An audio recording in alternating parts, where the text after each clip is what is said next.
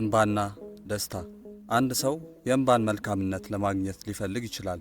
ይሁን እንጂ የምታዩት አብዝቶ ሲያለቅስ ብቻ ነው። ይህ ደግሞ የሃይማኖተኛነትን መልክ የሚያጠፋ ነገር ነው።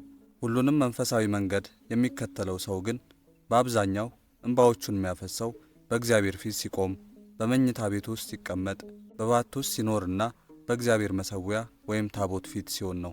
ከዚህ ውጪ ባሉት ጊዜያት ውስጥ የሰዎችን ሁሉ ፍቅር ማግኘት እንዲችል ከሰዎች ጋር የሚኖረው ግንኙነት በፍጹም ደስታና ፈገግታ የተሞላ ነው።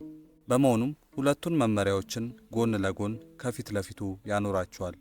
የመጀመሪያው ሁልጊዜ በጌታ ደስ ይበላችሁ የሚለው ሲሆን፣ ሁለተኛው ከሳቅ ሐዘን ይሻላል፣ ከፊት ሐዘን የተነሳ ልብ ደስ ይሰኛል የሚለው ነው። እርሱ ሁለቱንም የሚጠቀምባቸው በተገቢው ጊዜና በመንፈሳዊው ሥርዓት ነው።